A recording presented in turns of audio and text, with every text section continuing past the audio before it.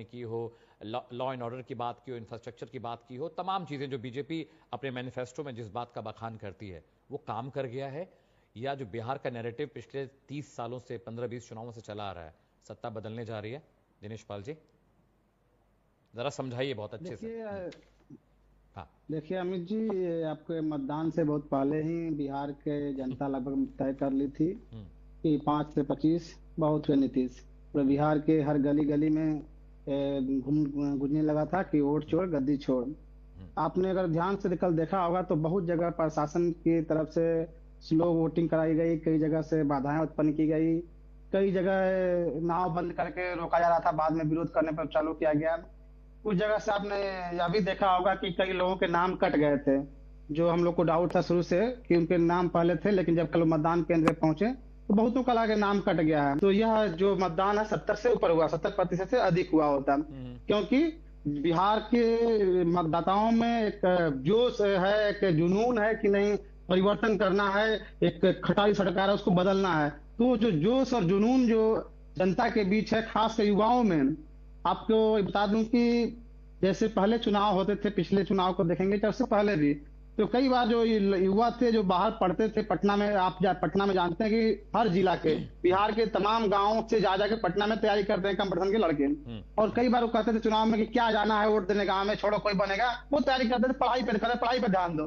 लेकिन उन्हें पिछले कुछ महीनों में पुलिस ने इतनी लाठियां बरसाई उनके नौकरी मांगने पे कि उन लोगों को यह महसूस हो गया कि सिर्फ पढ़ने से नौकरी नहीं मिलेगी, सरकार बदलनी होगी नौकरी के लिए, या जो सरकार से नौकरी मांगने पर लाठियां देती है। तो वो सारे के सारे विद्यार्थी पटना छोड़ के कल वोट देने गए थे अपने गांव। और दूसरी तरफ आपने एक चीज और देखा होगा कि जब छठ था अभी हाल ही में, तो किस तरह से भीड़ पूरा ट्रेन में भर भर के आ रही थी। उन्हें लग रहा था कि पलायन से जो पीड़ित है वो छठ में तेजस्वी जी ने अपील किया कि आप आए हैं तो ठहर कर वोट दीजिए और बदलाव कीजिए। आखिर कितनी बात में रहने पड़े परिवार से दूर, आप सरकार बदलिए और आप अपना तरीका बदलिए, बाहर जाने का नहीं, यही नौकरी देंगे, यही आप रहेंगे। तो वे छठ के समय जो आए हुए थे वे लोग भी बहुत उम्मीद के साथ मतदान किए, और यही कारण रहा कि मत प्रतिशत बहुत बढ़ा।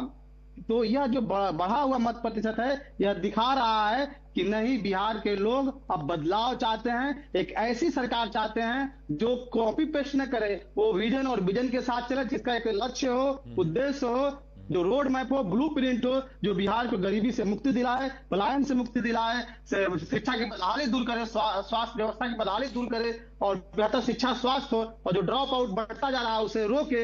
इन तमाम मुद्दों के साथ विषयों हम लोग पर जो मैदान में थे, जनता उसे विश्वास जनता ने जताई है वोट किया। और हम लोग के पक्ष में मतदान हो गया है। हमें प्रचंड बहुमत मिलने जा रहा है। ठीक है दिनेश पाल जी, और आपको स्टे विथ में। 11 नवंबर को इससे अधिक मतदान होने की उम्मीद है, हाँ, क्योंकि वह सीमावर्ती जिला है। ठीक है। डॉक्टर इंदुकान दीक्षित। सत्ता से अधिक ऐसे विश्लेषकों और वरिष्ठ पत्रकारों से ही हम लोग जूझते हैं, और इनकी बातों का जो परसेप्शन लोग बनाने की कोशिश करते हैं, उनका मुंह पर्दाफाश भी करते हैं। ये महोदय ने कहा है, महोदय ने लैंड फॉर जॉब का जिक्र करते हुए बड़ा मासूम सा सलाह भी दे डाले कि तेजस्वी जी को ऐसा करना चाहिए। पहले तो इनको मालूम होना चाहिए कि वो जॉब उस मामले में केस बंद हो चुका था, और दोबारा जब महागठबंधन की सरकार बनी, भाजपा जब विरोध में विपक्ष में गई, तो पुनः शुरू किया गया। और किस इंटेंशन से, किस मंशा से शुरू की गई थी केस, और किस तरह से आपने देखा होगा कि सीबीआई के दो अधिकारी अस्थाना और राजीव खन्ना लड़े थे, वो सब जान रहा है कि किस मंशा के साथ क्या किया जा रहा है। और आपको याद होगा कि जदयू के लल्लन सिंह ने कहा था कि यह सिर्फ आरजेडी को बदनाम करने के लिए केस को पुनः शुरू किया गया है। और जाहिर सी बात है कि अगर भाजपा में आज भी अगर चल जाए हमारी पार्टी, तो सारे के सारे केस एक दिन में खत्म हो जाएंगे, क्योंकि भाजपा का नीति यही है, एजेंसियों का दुरुपयोग करते हुए जो उससे लड़ता है उसको फंसाने, बदनाम करने की कोशिश करते हैं। जैसे ही उनके साथ जाता है, चाहे हेमंत विश्व शर्मा हो या फिर शुभेंदु अधिकारी हो या अजित पवार हो या तमाम ऐसे नेता हो, तो भाजपा के साथ वो फिर पवित्र हो जाते हैं, उनको वॉशिंग मशीन में धुल जाते हैं। इन्होंने कहा कि एक संदेह जो है जमीन, नौकरी की बदले जमीन लेने की, तेजस्वी जी ने साफ कई मंचों से कहा है कि हमने दो बार उप मुख्यमंत्री बने हैं। जब 15 के विधानसभा चुनाव में महागठबंधन को प्रचंड बहुमत मिली थी, आरजेडी को 80 सीटें मिली थी और जदयू को 71 सीटें मिली थी। उसके बाद भी नीतीश जी को मुख्यमंत्री बनाया गया था और भाजपा मात्र 53 सीट पर अटकी थी। तो उस समय भी तेजस्वी जी उप मुख्यमंत्री थे, कई मंत्रालय उनके पास थे। दूसरी बार आपने जब देखा कि अगस्त 2022 में जदयू को भाजपा निकलने लगी, तोड़ने लगी, तो नीतीश जी छटपटाते हुए फिर आए हम लोग के पास, फिर हम लोग सरकार बनाए।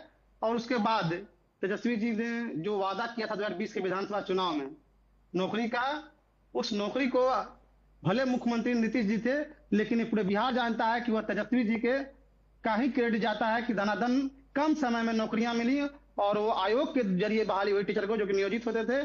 और जो बहुत सारे टीचर नियोजित 4 लाख 4.5 लाख थे, उन्हें राज्यकर्मी का दर्जा दिया गया। और जातिगत सर्वेक्षण जो कि बहुत बड़ा इशू था, हम लोग शुरू से जातिगत जनगणना की मांग करते रहे, जातिगत सर्वेक्षण कराया गया, आरक्षण का विस्तार किया गया। आपके विशेषज्ञ बीपी मंडल साहब को याद, बीपी सिंह सरकार को याद कर रहे थे, सरकार गिरी।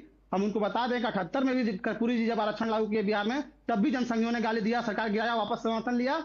और 90 में जब बीपी सिंह सरकार ओबीसी आरक्षण लागू किए, तब भी भाजपा वालों ने जनता दल से समर्थन वापस लेकर सरकार गिराया। और आज हम लोग जब आरक्षण का विस्तार किए हैं, नवीन सूची में डालने की मांग कर रहे हैं, तो भी वही विरोध कर रहे हैं। और आज वो मजबूरन हम लोग के मजबूर होकर वो जातिगत जनगणना कराने की बात कर रहे हैं। और जब उस तेजस्वी जी के कार्यकाल में उप मुख्यमंत्री रहते हुए जब 5 लाख नौकरी दी गई, तो एक व्यक्ति बता दे पूरे देश से कि जो नौकरी के बदले 1 दूर भी जमीन दिया है।